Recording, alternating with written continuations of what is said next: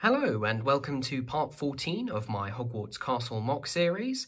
Before we get started on the main topic of today's video, we are going to make a few amendments to the Hufflepuff Common Room, which was the topic of my last video. Now, as a few people pointed out, I should have added some plant life to my Hufflepuff Common Room. This was suggested by Marvin and Nick on YouTube, and also by Kerry Watson of Brickapix on Facebook. If you want to find her, she's Brickapix on YouTube and Instagram. And they all said the same thing, which is that I should include some plants and flowers and things around my Hufflepuff Common Room. So here we are. As you can see, I've been quite busy since the last video and I've added a few things, so I will show you them quickly before getting on to the main bit. So first of all, I have added some flowers in various places. I've added a small table at the back there, which has a bunch of flowers.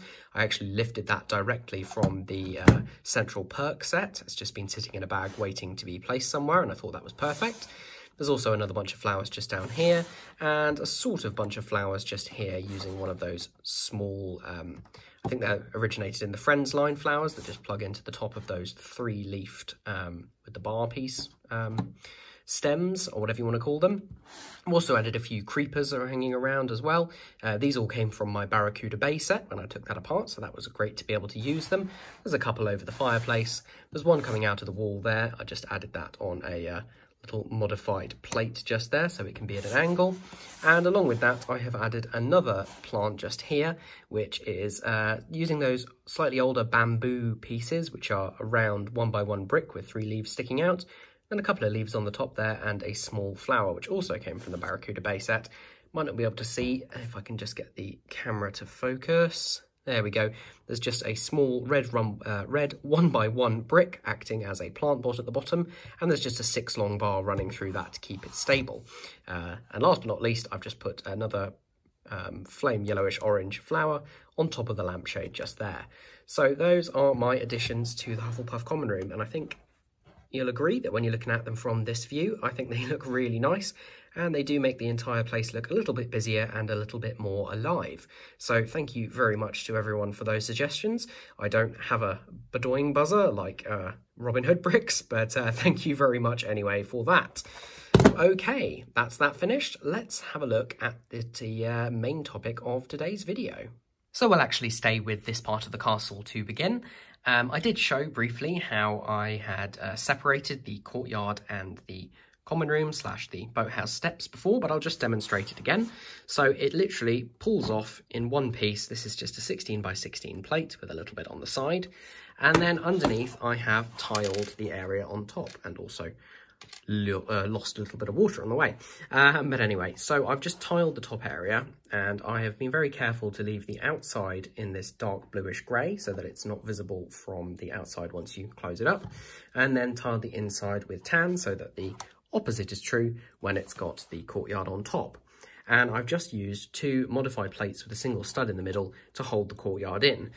That's something I've done across the castle, is to create a couple of attachment points for each building that sits on top. That's just so they can't swivel about too much, but also so they've got a minimum amount for actually pulling it off, so I don't accidentally pull pieces off as they come. With this, it's actually quite simple because it's just one piece, but there are a few other bits that are a little bit more complicated. Oops, it says breaking it. And for that reason, I've changed things slightly differently depending on where those bits of the castle are.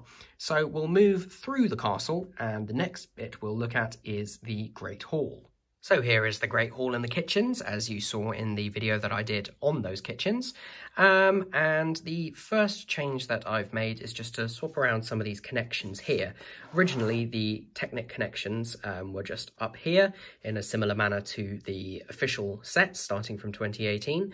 What I've done is actually move them down to the lower levels, because that way the lower levels can join together, even though they don't actually get fixed together, because this is a Technic axle just going into a Technic pinhole on the courtyard side, but it just helps align them, and then the top halves can come off separately. So I will attempt to remove this. It's a little bit tricky because there's actually 3 plates that the Great Hall has spread out. Oh, that went really easily. There we go. So that just lifts off nice and easily. No extra strengthening required underneath. Just set that to the side and bring this a bit closer. So it's the same technique again. I just wanted to keep things as simple as possible. So I've just been over the entire thing and tiled it where I can, and then used these modified plates. There's one there and one there. I did them in opposite corners here again to stop that twisting and make sure everything gets located properly. And then I've carried on that dark bluish grey stripe around the outside. The only slight difference is here and here, and that's because they line up with the pillars on the corner. I'll just briefly pop the Great Hall back on to show you, so you can see that that is where those line up. Unfortunately, there's no way of getting rid of this grey stripe because that is the one of the big 16 by 16 base plates, but I'm happy enough that there's only one thin line of that, and then it continues down into these supports underneath. I'm really happy with this. I was reluctant to do it. This was one of the big reasons why I initially decided not to, was the Great Hall. I thought it was too flimsy. I thought it would come apart and then it would be a nightmare to put back together. But actually the whole experience was very simple. I think I did mention in a previous video that I took apart the Great Hall and completely rebuilt it. I rebuilt it to essentially the same design, but in a few areas I strengthened things properly so that things would stay together.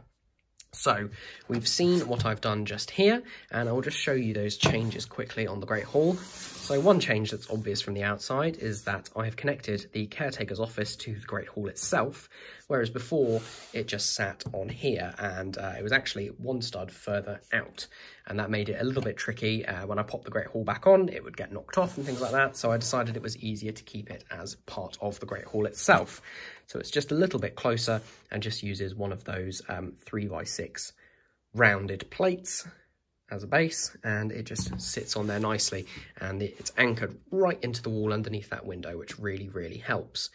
Speaking of this window, one problem that I did have before is that unlike these windows, which have a single stud in the middle on top, which goes underneath that arch piece and keeps it from being pushed in, this didn't have that because it's just one of those 1x4 curved slopes underneath this arch. So originally you could push it and it would fall out, and that would knock out this when it was attached in a different way.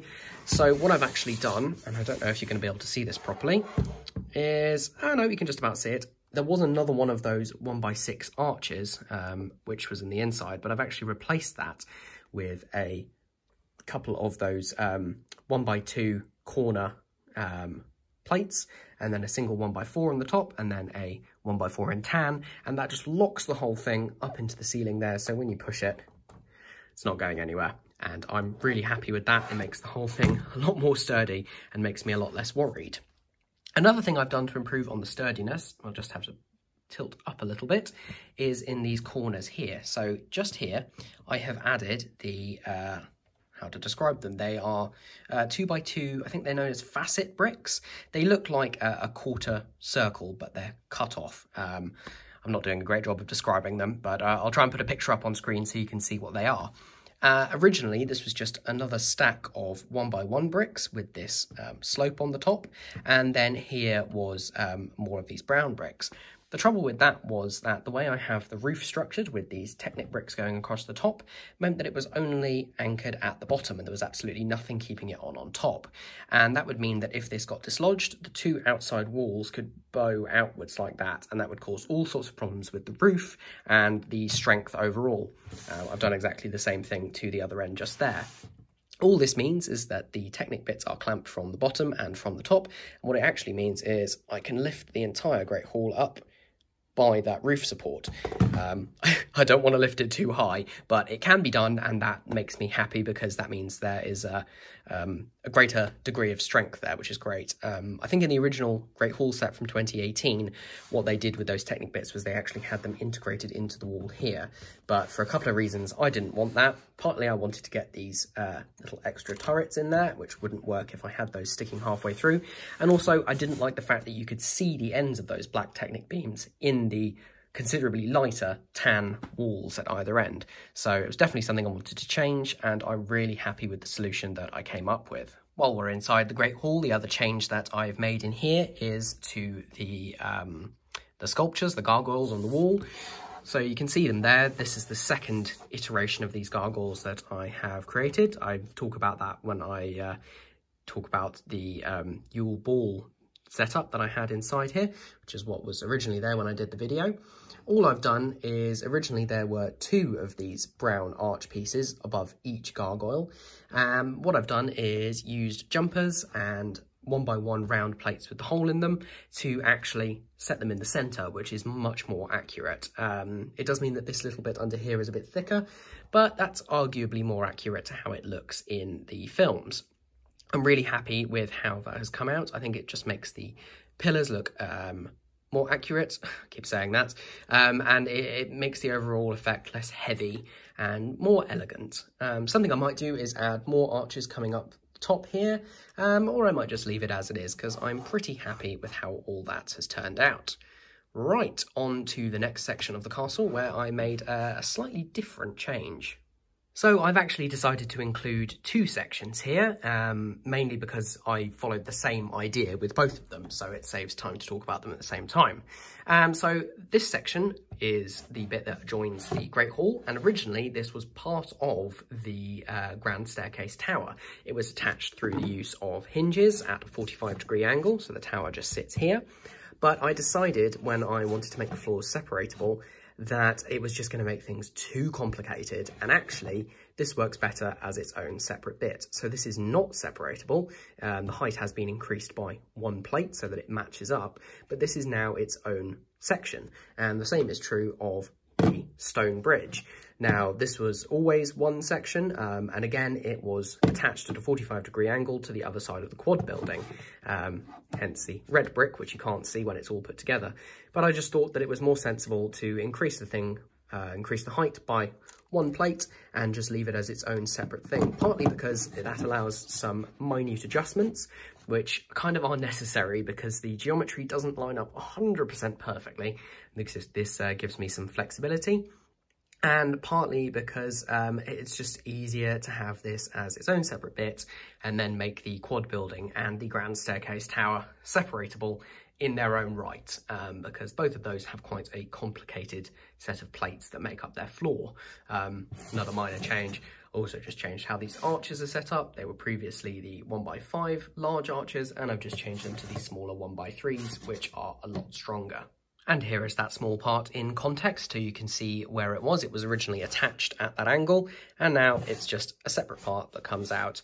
It does leave this side looking a little bit messy when there's nothing there, but you know, this is the reason I wanted to make this so it could come apart easily was for movement and transportation and modifying things, and I'm not too worried if it doesn't look as good when it's all taken apart. So with this piece, one of the main things I did was to simplify the plates that go underneath it. So I'll just take off the top here. This one takes a little bit of a wiggle to get off. Oh, and it actually took something else with it. There we go. It normally comes off in the end. So this has actually got 3 studs holding it in. You've got another one of those modified plates, and then one of these pieces with a stud at either end. Apart from that, it's mostly the same, except that I replaced the plate underneath with one of these larger wedge plates, just because it kept everything simple. Originally, this 45-degree line carried on up here with a series of smaller plates, but once I'd taken this section off, it didn't seem to matter so much. So this is actually a really strong section in its own right and can easily support the weight of the tower. Now, I didn't make too many changes to the tower itself. Again, I just strengthened the area along here with a plate on top, so there's actually a little step up when you get in there, but I'm fine with that because it means that everything is stronger overall. No other changes on the outside of this, so we will move along to the next section. I've just done the same thing again here. I've popped the stone bridge on the side where it used to be, and now it just comes off as its own separate thing. So this is the quad building. Apart from the tiling to make it separatable, the other change I've made is to add these torches here. That's something that's been present on my studio digital model, and I just never integrated into this. So as I was taking things apart and modifying them, I thought that it was time to get on and do that. So this comes off again fairly simply.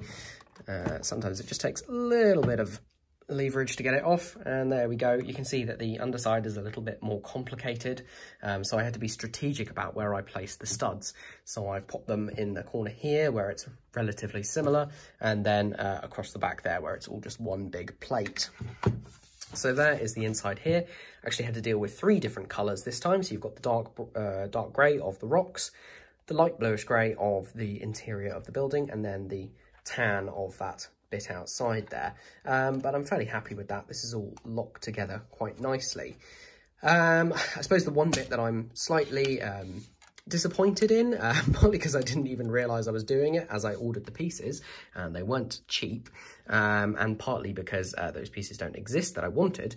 So these corner 45-degree tiles just here, technically, if I'm following my own internal logic, I'll pop this back on top, these should actually be in tan. If you follow the logic that I used with those, with the corner of the Great Hall, where there was just one layer of dark bluish grey, then those should be tan underneath. I didn't think about it when I was ordering, and when I went back and looked, at least in the UK, there really are not enough of these tan tiles available. So what I'll probably do is leave it for now and just be at peace with it, and then once those tiles become a little bit more common and I'm able to order some, I'll swap them out so that this will be tan just here.